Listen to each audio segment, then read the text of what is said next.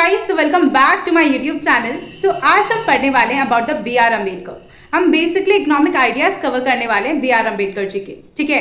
But before that हम उनका कुछ इंट्रोडक्शन भी देखेंगे कि कौन थे बी आर अम्बेडकर, ठीक है। तो वो सब चीज भी आज हम कवर करने वाले हैं। So without any further do let's get into that. So as I told you कि हम पहले इंट्रोडक्शन देखेंगे बी आर अम्बेडकर जी का एंड आफ्टर दैट हम कवर करेंगे उनके इकोनॉमिक आइडियाज। सो अगर मैं इंट्रोडक्शन की बात करूं तो बी आर अम्बेडकर, जिन्हें डॉक्टर भीमराव जी अम्बेडकर भी बोला जाता है, एंड उन्हें वाइडली जाना जाता है as father of Indian constitution, because Indian constitution को ड्राफ्ट करने में उनका बहुत ही इंपॉर्टेंट रोल था, इसलिए उन्हें फादर ऑफ इंडियन कॉन्स्टिट्यूशन भी कहा जाता है। And he was one of the Indian economist जिन्होंने ग्लोबल एजुकेशन रिसीव की थी। उन्होंने अपनी पीएचडी अर्न करी थी in economics from Columbia University and DSc in economics की थी from the London School of economics, ठीक है। अच्छा, अब ये सब तो इनकी डिग्रीज हुई कि उन्होंने पीएचडी कहाँ से की and all of that, but degrees से भी ज्यादा ऐसी क्या चीज थी जो कि बी आर अम्बेडकर जी को यूनिक बनाती थी, तो वो ये था that his economics had a heart. That means उन्होंने जिस अकॉर्डिंग इकोनॉमिक्स के साथ डील करा, तो उनकी इकोनॉमिक्स के अकॉर्डिंग अगर हम देखें तो वो बेसिकली रियल लाइफ प्रॉब्लम्स के साथ डील क्या करते थे। किनकी रियल लाइफ प्रॉब्लम्स? जितने भी दलित से, लेबर से, पुअर पीपल है या विमेन से, इन सब की रियल लाइफ प्रॉब्लम्स के साथ डील करते थे बी आर अम्बेडकर जी, ठीक है, या उनकी इकोनॉमिक्स। और वो ये बिलीव किया करते थे कि इकोनॉमिक जस्टिस जो है वो फाउंडेशन है for true equality in society, कि अगर सोसाइटी में ट्रू इक्वालिटी लानी है तो इकोनॉमिक जस्टिस जो है एक फाउंडेशन की तरह, एक नींव की तरह काम करता है ट्रू इक्वालिटी के लिए, ठीक है। तो ये चीज मानना था बी आर अम्बेडकर जी का। एंड बी आर अम्बेडकर जी जो है वो बिलीव किया करते थे स्टेट सोशलिज्म में। दैट मीन्स उनके अकॉर्डिंग गवर्नमेंट को मैनेज करना चाहिए, जितने भी इंपॉर्टेंट सेक्टर्स थे इकोनॉमी के, तो वो सारे सेक्टर्स गवर्नमेंट को मैनेज करने चाहिए, सो दैट इक्वल बेनिफिट्स मिल पाए सभी सिटीजन्स को, केवल रिच पीपल को नहीं, ठीक है, कि यहाँ पर इक्वालिटी इंश्योर हो पाए एंड इक्वल बेनिफिट्स जो है सभी सिटीजन्स को मिल पाए, केवल rich section of the society को ना मिले, ठीक है। तो इसलिए वो बिलीव किया करते थे in the state socialism.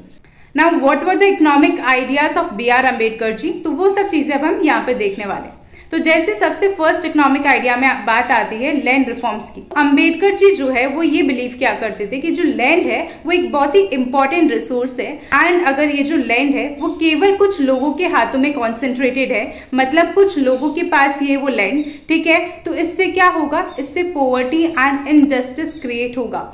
That means उनका कहना था कि जो लैंड है या कोई भी अगर रिसोर्स है तो वो few section of the society के पास नहीं होना चाहिए, इंस्टेड वो इक्वली डिस्ट्रीब्यूटेड होना चाहिए, कि अगर वो कुछ फ्यू हैंड्स में होगा तो ऐसे में पॉवर्टी एंड इनजस्टिस क्रिएट होगा सोसाइटी के अंदर। सो यहाँ पर उन्होंने बोला that land must be redistributed so that even the poor can own land and become self sufficient. तो उन्होंने क्या बोला अम्बेडकर जी ने कि लैंड को वापस से रीडिस्ट्रीब्यूट करना चाहिए, वापस से बांटना चाहिए, सो दैट जो पुअर है उनके पास भी जो है लैंड आ सके, वो भी जो है लैंड ओन कर सके एंड वो सेल्फ सफिशिएंट बन सके। तो वो चीज यहाँ पर बोली अम्बेडकर जी ने। बेसिकली उनका क्या आइडिया था कि लैंड या कोई भी रिसोर्स है वो केवल few section of the society के पास नहीं रहना चाहिए, उसे रीडिस्ट्रीब्यूट किया जाना चाहिए and everyone should have it. तो अगर हम यहाँ पे की आइडियाज देखें तो उन्होंने बोला कि अगर अनइक्वल लैंड ऑनरशिप होगी तो इससे बहुत ही कम अपॉर्चुनिटीज हो जाएगी पुअर लोगों के लिए, तो इसलिए आप जो लैंड ऑनरशिप है उसे इक्वल करो, वापस से रीडिस्ट्रीब्यूट करो, so that the poor can also own the land and become self sufficient. And उस चीज के लिए उन्होंने क्या चीज सजेस्ट करी, लैंड रीडिस्ट्रीब्यूशन का सजेस्ट करा and state ownership of agriculture का उन्होंने सजेस्ट किया। एंड वो चाहते थे कि जो गवर्नमेंट है वो ऑर्गेनाइज करे फार्मिंग को कोऑपरेटिवली, ठीक है, मतलब जो ग्रुप्स ऑफ फार्मर्स है वो लैंड शेयर करे और साथ में मिलकर काम करे ताकि प्रोडक्टिविटी को इंक्रीज किया जा सके एंड पॉवर्टी को जो है रिड्यूस किया जा सके, ठीक है। तो उन्होंने बेसिकली यहाँ पे क्या बोला कि जो गवर्नमेंट है वो फार्मिंग को कोऑपरेटिवली ऑर्गेनाइज करे, मतलब जो बहुत सारे ग्रुप ऑफ वर्कर्स है वो साथ में मिलकर काम करे एंड प्रोडक्टिविटी इंक्रीज करे एंड पॉवर्टी जो है वो रिड्यूस करे, ठीक है। तो ये चीज बोली गई about the land reforms by B R Ambedkar, ठीक है। Now second is taxation. तो टैक्सेशन से रिलेटेड अम्बेडकर जी ने क्या बोला, तो जो बी आर अम्बेडकर थे वो अगेंस्ट थे हैवी लैंड रेवेन्यू टैक्सेस के, ठीक है, specially on small farmers and poor land owners. मतलब जो गरीब लैंड ओनर्स है या फिर जो छोटे फार्मर्स है, उनके ऊपर अगर आप हैवी लैंड रेवेन्यू टैक्सेस लगा रहे हो, मतलब उनकी लैंड पे आप हैवी टैक्सेस लगा रहे हो, तो उस चीज़ के वो अगेंस्ट थे। उन्होंने 1936 में जो है ब्रिटिश पॉलिसीज को इवन क्रिटिसाइज भी किया था, बिकॉज ब्रिटिश पॉलिसीज से क्या हो रहा था, जो रूरल पुअर थे, मतलब जो गांव में रहते थे एंड गरीब थे, उनके ऊपर जो है बर्डन बढ़ता जा रहा था ड्यू टू हैवी टैक्सेस, और उससे उनकी डेट और जो सफरिंग है वो इंक्रीज होती जा रही थी। बिकॉज उनको पता है कि उनको टैक्सेस पे करना है, तो वो क्या कर रहे हैं, वो लोन ले रहे हैं, ठीक है, एंड वो जो कर्जा है, वो जो लोन है, उन पर बढ़ता जा रहा है, उनकी सफरिंग जो है वो बढ़ती जा रही है, बिकॉज वो डेट का वापस से रीपेमेंट नहीं कर पा रहे। तो इस वजह से उन्होंने जो ब्रिटिश पॉलिसीज है, जो हैवी टैक्सेस लगा रही थी, उस चीज़ को भी इवन क्रिटिसाइज किया था 1936 में बी.आर. अम्बेडकर जी ने। तो बेसिकली बी.आर. अम्बेडकर जी क्या चाहते थे, तो वो चाहते थे प्रोग्रेसिव टैक्सेशन। मतलब वो हैवी टैक्सेशन नहीं चाहते थे पुअर पीपल के ऊपर, या जितने भी स्मॉल फार्मर्स है या जितने भी स्मॉल लैंड ओनर्स है, उनके ऊपर वो हैवी टैक्सेस नहीं चाहते थे। वो क्या चाहते थे, प्रोग्रेसिव टैक्सेशन। मतलब जो जितना ज़्यादा कमाता है वो उतना ज़्यादा टैक्स देगा, मतलब rich will pay more and poor will pay less. तो ये एक प्रोग्रेसिव टैक्सेशन जो है वो चाहते थे B R. Ambedkar ji in the society.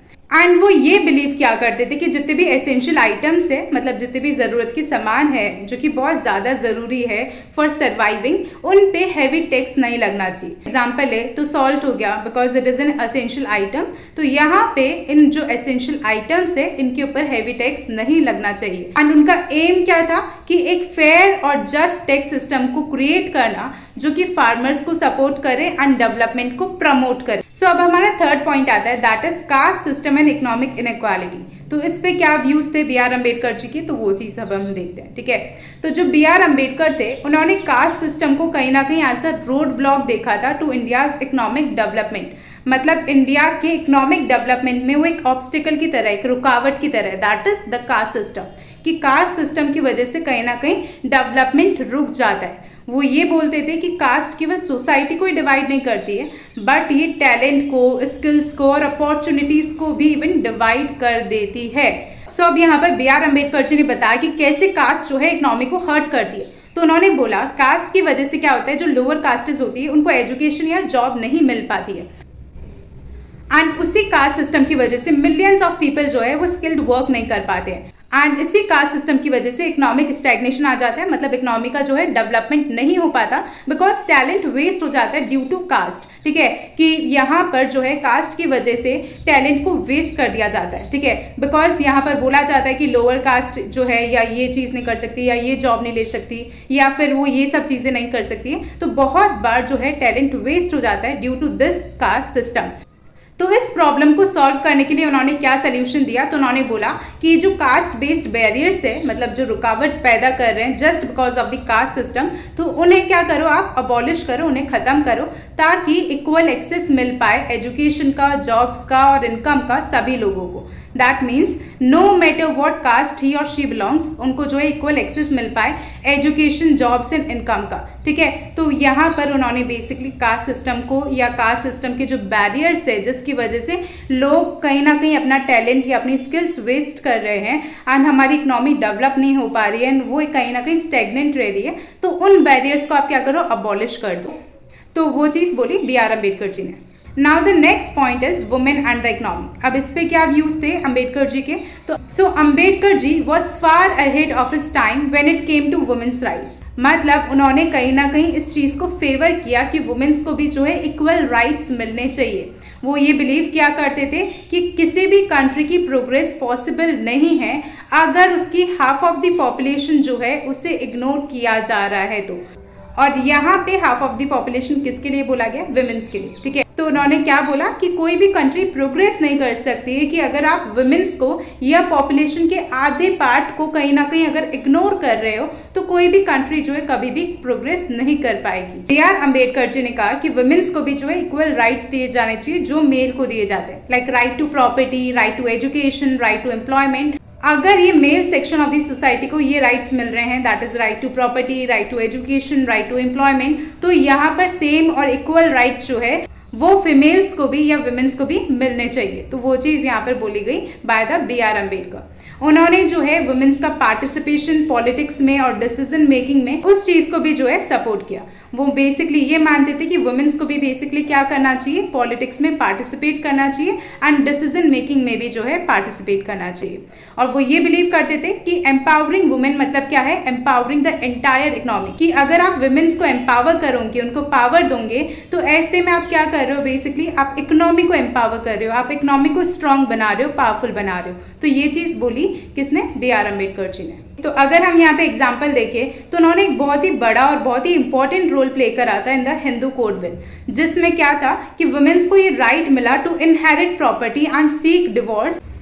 अब ये जो डिसीजन था ये बहुत ही रिवॉल्यूशनरी था उस टाइम पे, because of the mindset of people at that time, कि उस टाइम पे लोगों का ऐसा माइंडसेट नहीं था, इतना ओपन माइंडेड नहीं थे लोग। तो ऐसा जो डिसीजन लिया गया जहाँ पे वुमेन्स को ये राइट मिला to inherit property and seek divorce, तो ये कहीं ना कहीं बहुत ही ज्यादा रिवॉल्यूशनरी था उस टाइम पे।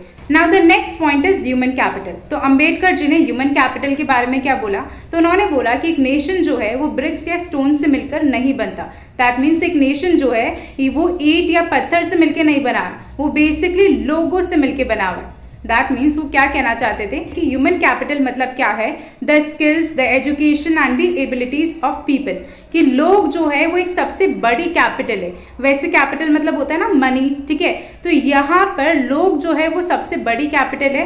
एंड ह्यूमन को कैपिटल क्यों बोला गया, मतलब उनके पास जो स्किल्स है, उनके पास जो एजुकेशन है, जो टैलेंट है, जो एबिलिटीज है, वो कहीं ना कहीं सबसे बड़ी कैपिटल है फॉर द इकोनॉमी, ठीक है। तो अगर यहाँ पर इंडिया का सबसे बड़ा और सबसे इंपॉर्टेंट रिसोर्स अगर कंसिडर किया जाए तो वो इंसान है। मतलब अगर किसी भी टाइप का डेवलपमेंट करना हो तो सबसे इंपॉर्टेंट रिसोर्स क्या है, दैट इज ह्यूमन, ठीक है। बट कास्ट और डिस्क्रिमिनेशन क्या कर रहे हैं, उस रिसोर्स को कहीं ना कहीं वेस्ट कर रहे हैं, बिकॉज उससे क्या हो रही है, सोसाइटी डिवाइड हो रही है, टैलेंट डिवाइड हो रहा है, स्किल्स डिवाइड हो रही है। तो कहीं ना कहीं कास्ट और डिस्क्रिमिनेशन जो है कहीं ना कहीं इस टैलेंट को, इस स्किल्स को, इन एबिलिटीज को जो है डिवाइड कर रहे हैं एंड हम उसको फुल्ली यूटिलाइज नहीं कर पा रहे हैं, ठीक है। तो इसके लिए उन्होंने बोला भी कि कास्ट सिस्टम को कहीं ना कहीं अबॉलिश करना चाहिए। उनका क्या ड्रीम था बेसिकली, कि ऐसी सोसाइटी हो जहाँ पर चाहे कोई किसी भी कास्ट का हो, किसी भी जेंडर का हो, सबको चांस मिले ग्रो करने का, जिससे इंडिया क्या होगा, स्ट्रॉन्गर होगा, वेल्दियर होगा, उसका डेवलपमेंट होगा। तो बेसिकली वो ये चीज़ चाहते थे, ठीक है, कि एक ऐसी सोसाइटी देखना जहाँ पर सबको जो है चांस मिले ग्रो करने का और उससे इंडिया का डेवलपमेंट हो, regardless of any gender, any caste और एनी रिलीजन, ठीक है। तो ये चीज़ यहाँ पर बोली गई। तो ये हमने कुछ इकोनॉमिक आइडियाज डिस्कस करे ऑफ B.R. अम्बेडकर। बचे हुए इकोनॉमिक आइडियाज हम नेक्स्ट पार्ट में डिस्कस करेंगे। आई होप आपको यहाँ तक समझ में आया हो कि क्या इकोनॉमिक आइडियाज थे ऑफ B.R. अम्बेडकर जी, ठीक है। बट फिर भी अगर आपको कोई भी डाउट रहता है या कोई भी क्वेरी रहती है रिगार्डिंग एनी पॉइंट और any topic, then you can always let me know in the comment section and I will try to reply all your comments as soon as possible. And अगर आपको ये video थोड़ा बहुत भी helpful लगता है, थोड़ा बहुत भी यूजफुल लगता है, then do share this video with all your friends, but only if you find it helpful. अगर आपको हेल्पफुल लगता है तो ही आपको ये वीडियो अपने फ्रेंड्स के साथ शेयर करनी, नहीं तो it's completely fine. But the most important thing, do let me know all your valuable feedbacks in the comment section. So yeah, bye bye, take care.